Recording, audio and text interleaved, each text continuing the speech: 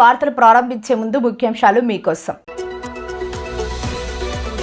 పావలా వడ్డీకే అందరికీ విదేశీ విద్యా రుణాలు, విదేశాల్లో చదవాలనుకునే వారికి ప్రభుత్వ హామీ. సంక్షేమ శాఖల సమీక్షలో ముఖ్యమంత్రి చంద్రబాబు.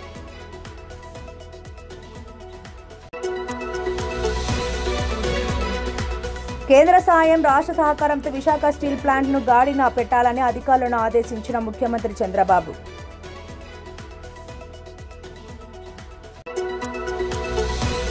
బడగనపల్లె కోవలకుంట్ల నూతన వ్యవసాయ మార్కెట్ యార్డ్ కమిటీ చైర్మన్ల ప్రమాణ స్వీకార కార్యక్రమంలో పాల్గొన్న మంత్రి బీసీ జనార్దన్ రెడ్డి.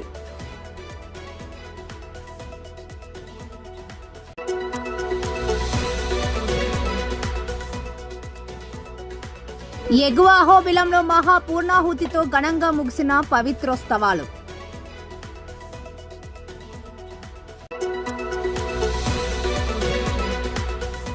ఈ నెల 16న ప్రధాని కర్నూలు జిల్లా పర్యటనపై జిల్లా అధికారులతో సమీక్ష నిర్వహించిన మంత్రులు.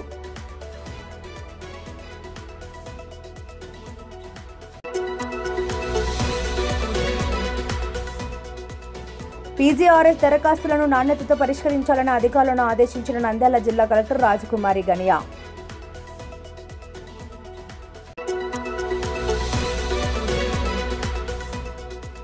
నంద్యాల ప్రభుత్వ ఆసుపత్రిలో ఇంజెక్షన్ వికటించి పేషెంట్ మృతి, బాధితుల ఆందోళన, విచారణ చేపట్టిన అధికారులు.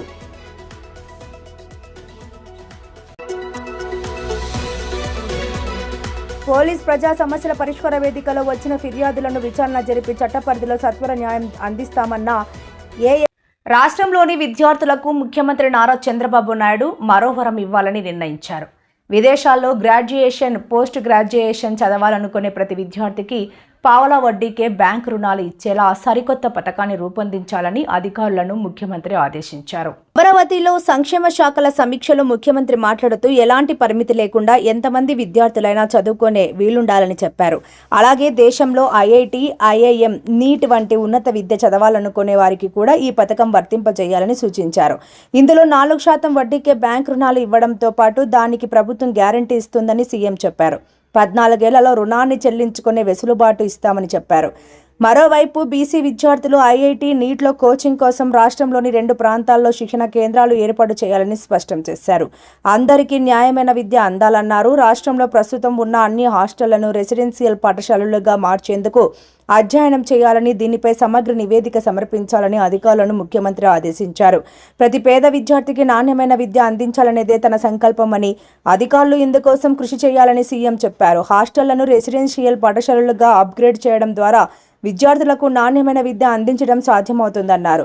ఎస్సీ, ఎస్టీ, బీసీ హాస్టళ్లలో మౌలిక వసతులు, సౌకర్యాల కల్పనతో పాటు ఏడాదిలోగా మరమ్మతులు పూర్తి చేయాలన్నారు. గురుకులాల్లో హైజీన్ పరిస్థితులు ఉండేలా చూడాలని, విద్యార్థుల ఆరోగ్యానికి ప్రాధాన్యత ఇవ్వాలని నిర్దేశించారు. నసనకోట, ఆత్మకూరు బీసీ బాలికల పాఠశాలలకు 2.65 కోట్లతో జూనియర్ కాలేజీగా ఉన్నతీకరించేందుకు ముఖ్యమంత్రి అనుమతించారు. అలాగే తల్లికి వందన పథకం నుంచి school maintenance fund, toilet maintenance ఫండ్కు నిధులు ఇస్తామని వెల్లడించారు. అన్ని రెసిడెన్షియల్ స్కూళ్లు, హాస్టళ్లలో సౌర విద్యుత్ ఉత్పత్తికి చర్యలు తీసుకోవాలన్నారు. దీంతో విద్యుత్ బిల్లుల భారం తగ్గుతుందన్నారు. గత ప్రభుత్వం ఎస్సీ, ఎస్టీ విద్యార్థులకు ఫీజు రియంబర్స్మెంట్ కింద చెల్లించాల్సిన 1700 కోట్లు కాలేజీలకు చెల్లించకపోవడంతో విద్యార్థులే 900 కోట్లు చెల్లించారని అధికారులు ముఖ్యమంత్రికి తెలియజేశారు. ఇంకా యాజమాన్యాలకు సుమారు 800 కోట్ల బకాయి ఫీజు రియంబర్స్మెంట్ కోసం చెల్లించాల్సి ఉందని వివరించారు. సంక్షేమ శాఖలు వన్ ఫ్యామిలీ, వన్ ఎంటర్ప్రెన్యూర్ విధానాన్ని అమలు చేసే బాధ్యత తీసుకోవాలని అధికారులకు ముఖ్యమంత్రి సూచించారు. ఈ లక్ష్యం నెరవేరితే ఆయా వర్గాలు ఆర్థికంగా బలోపేతం అయ్యేందుకు దోహదపడుతుందని చెప్పారు. ఇమాంలు, పాస్టర్లకు బకాయిలు ఏమైనా ఉంటే వెంటనే విడుదల చేయాలని, అలాగే హజ్ యాత్రకు దరఖాస్తుల గడువును పెంచేందుకు అవకాశం కల్పించాలని సీఎం సూచించారు. ఉమ్మడి రాష్ట్రంలో వక్ఫ్ ప్రాపర్టీ ఆడిట్ జరిగింది. అయితే ప్రస్తుతం వాటి ఆస్తుల స్థితిగతులు తెలుసుకునేందుకు మదింపు జరగాలన్నారు. రెసిడెన్షియల్ స్కూల్లో చదివే విద్యార్థుల్లో ఈ ఏడాది IIITకి ఎంపికైన వారిలో కొందరు విద్యార్థులు సమీక్ష సమావేశానికి ముందు ముఖ్యమంత్రిని మర్యాదపూర్వకంగా కలిశారు. వారిని అభినందించిన సీఎం చంద్రబాబు ఉన్నత విద్యలో మరింత రాణించాలని ఆకాంక్ష వ్యక్తం చేశారు. కార్యక్రమంలో SC, ST, BC, EBC, minority, దివ్యాంగ సంక్షేమంపై మంత్రులు డోలా బాల వీరాంజనేయ స్వామి, ఫారూక్, సవిత ఆయా శాఖల ఉన్నతాధికారులతో ముఖ్యమంత్రి సమీక్ష నిర్వహించారు. విశాఖ ఉక్కు కర్మాగారం పటిష్టతకు పరిరక్షణకు రాష్ట్ర ప్రభుత్వం చిత్తశుద్ధితో ఉందని సీఎం చంద్రబాబు నాయుడు అన్నారు.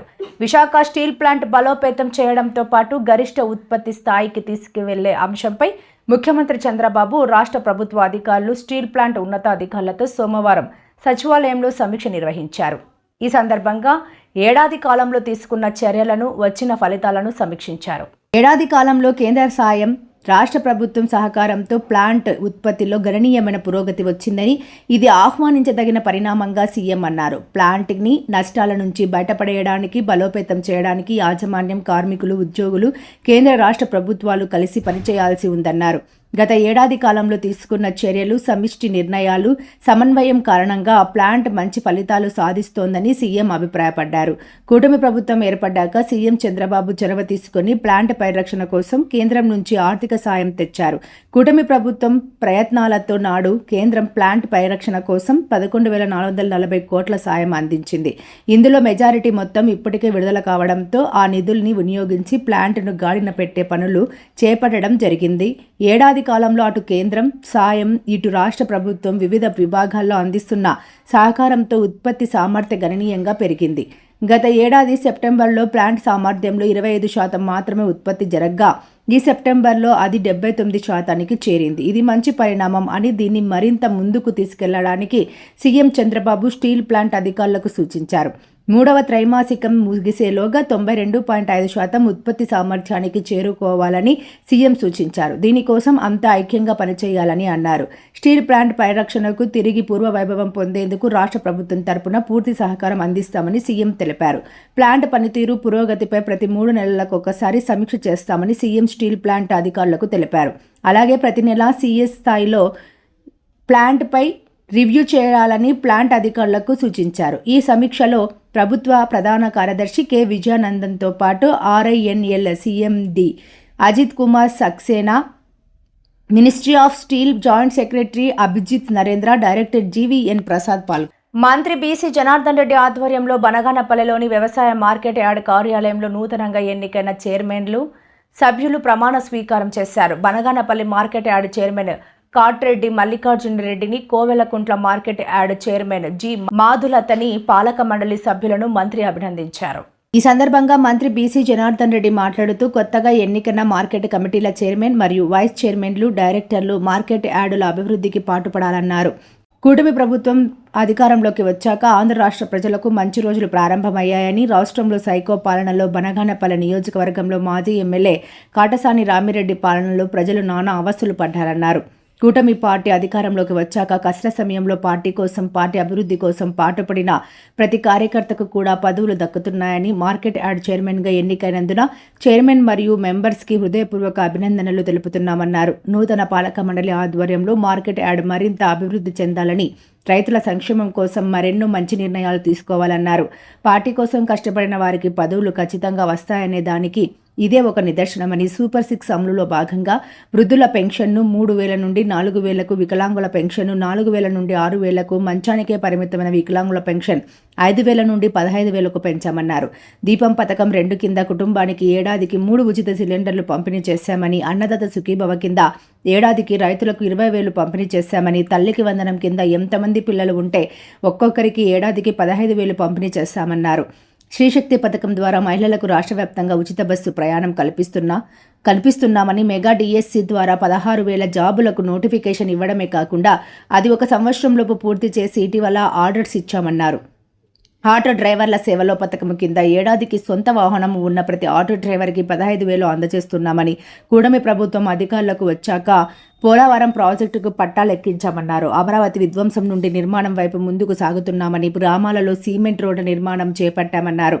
రాష్ట్రంలో అధ్వానముగా ఉన్న R&B రోడ్ల నుండి మెరుగైన రోడ్ల నిర్మాణం చేపట్టామని, నేతన్నలకు 200 యూనిట్స్ వరకు, నాయి బ్రాహ్మణ సెలూన్ షాప్స్కి 200 యూనిట్ల వరకు ఉచిత విద్యుత్ అందిస్తున్నామన్నారు. ఈ కార్యక్రమంలో మార్కెట్ యార్డ్ అధికారులు, టీడీపీ నేతలు, కార్యకర్తలు పాల్గొన్నారు. నంద్యాల జిల్లా ఆలగడ్డ మండలం ఎగువ అహోబిలం క్షేత్రంలో ఈ నెల 2 నుండి ప్రారంభమైన శ్రీ లక్ష్మీ నరసింహస్వామి వారి పవిత్రోత్సవ కార్యక్రమాలు సోమవారం మహాపూర్ణాహుతి కార్యక్రమంతో వైభవంగా ముగిశాయి. సందర్భంగా ఎగువ అహోబిలం ఉత్సవమూర్తి జ్వాల నరసింహస్వామి, శ్రీ చెంచు లక్ష్మి, శ్రీదేవి, భూదేవి అమ్మవార్ల విగ్రహాలకు విశేష పూజలు నిర్వహించారు. స్వామివారిని పట్టు పవిత్ర మాలలతో అలంకరించి హోమం, పూర్ణాహుతి కార్యక్రమాలను నిర్వహించారు. అహోబిలం మఠం 46వ పీఠాధిపతి శ్రీవన్ శటగోప శ్రీ రంగనాథ స్వామి యతీంద్ర మహదేశికన్ స్వామి స్వీయ పర్యవేక్షణలో ఈ ఏడాది పవిత్రోత్సవాలు అత్యంత వైభవంగా ముగిసినట్లు దేవస్థానం ప్రధాన అర్చకులు కిడాంబి వేణుగోపాల్ స్వామి తెలిపారు. చెన్నై, కాంచీపురం తదితర ప్రాంతాల నుండి వచ్చిన వేద పండితులు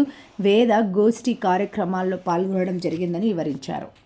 అతి ఉగ్రమైన దేవతైన భవనాశిని అనే నది స్వామివారి ఒక హస్తంలో దూకి అక్కడి నుంచి ఉగ్ర స్వరూపం దాల్చి ఈ భవనాశినికి ప్రవహిస్తుంది.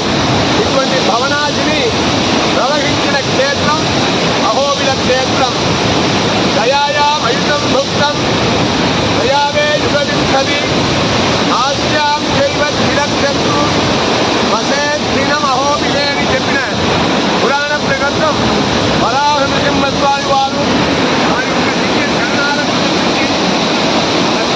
విద్యాభ్యాసం బోధించిన ప్రహ్లాద భట్టించి వచ్చిన భవనాశిని జ్వాలానృసింహ క్షేత్రం ఉగ్ర స్తంభం నుంచి ప్రవహించే ఈ భవనాశిని తీర్థం ఈరోజు సమస్త పాపములను నశింపు చేయుటకు భవం నాశయతి భవనాశిని.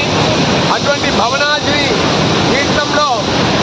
తీర్థంలో స్వామివారి అహోబిల క్షేత్రాధీశుడైన శ్రీ భూమినీలా చతులక్ష్మీ నాయికా సమేత శ్రీ జ్వాలానృసింహస్వామి వారి దివ్య దేవాలయంలో పవిత్రోత్సవం ప్రథమ దినం పవిత్రారోపణ మహోత్సవం ఇంకా కొన్ని క్షణాల్లో ప్రారంభిస్తున్నారు.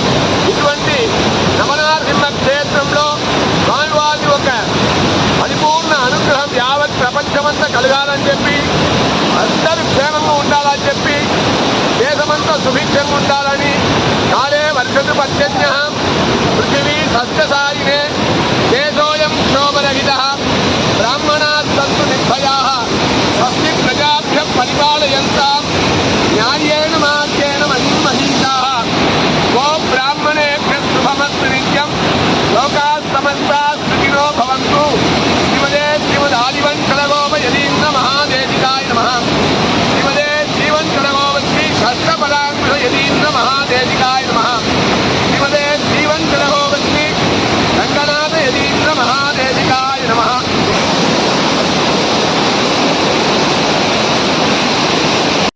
ఈ నెల 16న కర్నూలు జిల్లాలో ప్రధాని పర్యటన ఏర్పాట్లపై కర్నూలు స్టేట్ గెస్ట్ హౌస్లో జిల్లా అధికారులతో రాష్ట్ర రెవెన్యూ మరియు రిజిస్ట్రేషన్ శాఖ మంత్రి అనగాని సత్యప్రసాద్, ఆర్థిక శాఖ మంత్రి పయ్యావుల కేశవ్, రాష్ట్ర పరిశ్రమలు, వాణిజ్యం, ఫుడ్ ప్రాసెసింగ్ శాఖ మంత్రి టీజీ భరత్, రాష్ట్ర రోడ్లు, భవనాలు శాఖ మంత్రి బీసీ జనార్దన్ రెడ్డిలు సమీక్ష నిర్వహించారు. సందర్భంగా పర్యటనకు అవసరమైన ఏర్పాట్లతో పాటుగా తీసుకోవాల్సిన చర్యలపై మంత్రులు అధికారులతో సమీక్ష నిర్వహించారు. ప్రధాని పర్యటన విజయవంతం అయ్యేలా ఉమ్మడి జిల్లా అధికారులు చర్యలు తీసుకోవాలని, ఎలాంటి ఇబ్బందులు తలెత్తకుండా పటిష్ట ఏర్పాట్లు చేయాలని వారు అధికారులను ఆదేశించారు.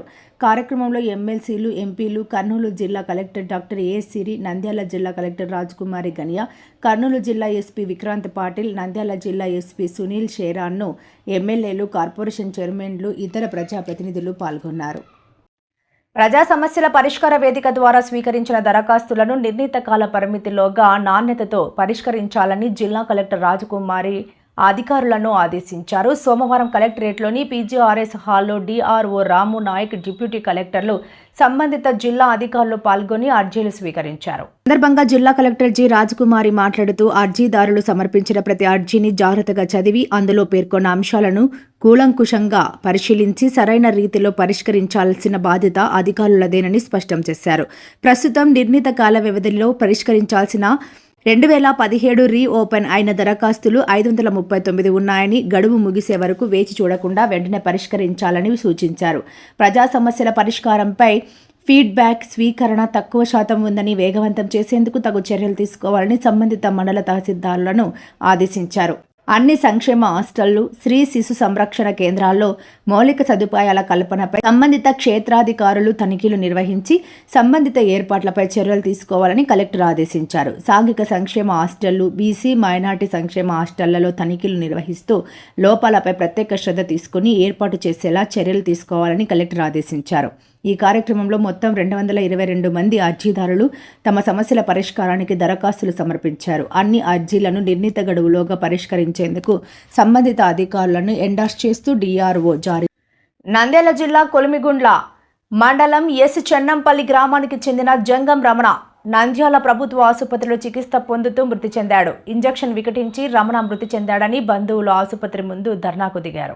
నంద్యాల ప్రభుత్వ ఆసుపత్రిలో ఇంజెక్షన్ వికటించి పేషెంట్ మృతి చెందాడని బాధితులు ఆందోళన చేపట్టినప్పటికీ ఉదయం నుంచి బాధితులను ఎవరూ పట్టించుకోలేదు. సోషల్ మీడియాలో ఈ వార్త ఫ్లాష్ కావడంతో జిల్లా వైద్య ఆరోగ్య శాఖ అధికారి డాక్టర్ వెంకటరమణ, నంద్యాల అర్బన్ తహసీల్దార్ సత్య శ్రీనివాసులు సంఘటనా స్థలానికి చేరుకున్నారు. బాధితులతో డాక్టర్లతో మాట్లాడారు. బాధితులకు న్యాయం చేస్తామని హామీ ఇచ్చారు. నంద్యాల జిల్లా ఎస్పీ సునీల్ షేరాన్ ఆదేశాల మేరకు జిల్లా పోలీస్ కార్యాలయంలో సోమవారం నిర్వహించిన ప్రజా సమస్యల పరిష్కార వేదిక కార్యక్రమంలో అడిషనల్ ఎస్పీ అడ్మిన్ ఎన్ యుగంధర్ బాబు ఫిర్యాదుదారుల నుంచి 60 ఫిర్యాదులను స్వీకరించారు. ఈ సందర్భంగా ఆయన మాట్లాడుతూ ప్రజలు ఇచ్చిన ఫిర్యాదులపై పూర్తిస్థాయి విచారణ జరిపి పరిష్కరించే విధంగా చర్యలు తీసుకుంటామన్నారు. చట్టపరిధిలో చట్టపరంగా ఉన్న సమస్యలకు తక్షణమే పరిష్కారం చూపాలని, నిర్ణీత గడువు లోపల ఫిర్యాదులను పరిష్కరించాలని, ఫిర్యాదుల పునరావృతం కాకుండా చూసుకోవాలని, ఫిర్యాదుల పట్ల నిర్లక్ష్యంగా వ్యవహరించాలని ఆదేశించారు. వార్తలు ముగించే ముందు ముఖ్యాంశాలు మరోసారి. పావలా వడ్డీకే అందరికీ విదేశీ విద్యా రుణాలు, విదేశాల్లో చదవాలనుకునే వారికి ప్రభుత్వ హామీ. సంక్షేమ శాఖల సమీక్షలో ముఖ్యమంత్రి చంద్రబాబు.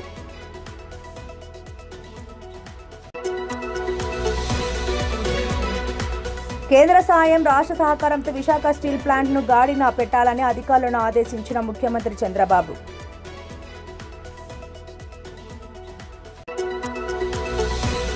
బడగనపల్లె కోవలకుంట్ల నూతన వ్యవసాయ మార్కెట్ యార్డ్ కమిటీ చైర్మన్ల ప్రమాణ స్వీకార కార్యక్రమంలో పాల్గొన్న మంత్రి బీసీ జనార్దన్ రెడ్డి.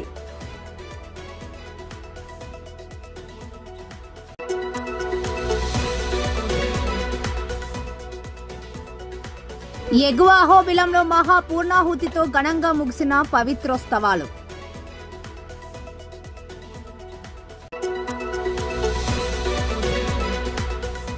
ఈ నెల 16న ప్రధాని కర్నూలు జిల్లా పర్యటనపై జిల్లా అధికారులతో సమీక్ష నిర్వహించిన మంత్రులు.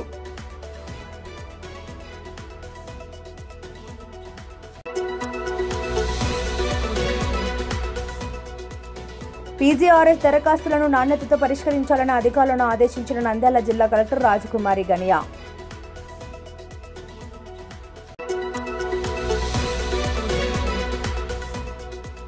నంద్యాల ప్రభుత్వ ఆసుపత్రిలో ఇంజెక్షన్ వికటించి పేషెంట్ మృతి, బాధితుల ఆందోళన, విచారణ చేపట్టిన అధికారులు.